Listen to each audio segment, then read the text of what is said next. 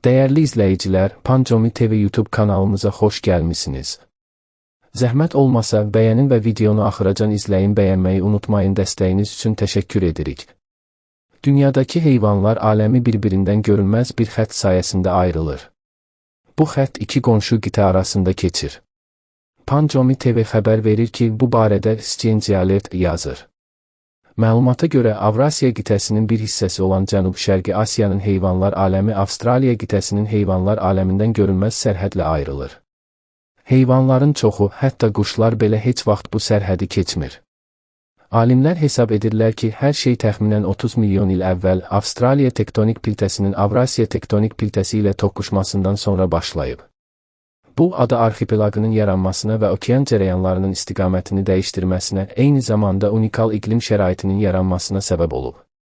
Görünməz xəttin bir tərəfində İndoneziya və Malayziyada meymunlar, fillər, pələnglər və kərgədanlar inkişaf edib. Xəttin digər tərəfində Yeni Qvineya və Avstraliyadakı səllər, gəmiricilər və kakadular təkamül edib. Görünməz xəttin hər iki tərəfində də çox az sayda eyni növə rast gəlmək olar. Onların bir çoxu endemikdir, yəni yalnız bu bölgədə yaşayırlar.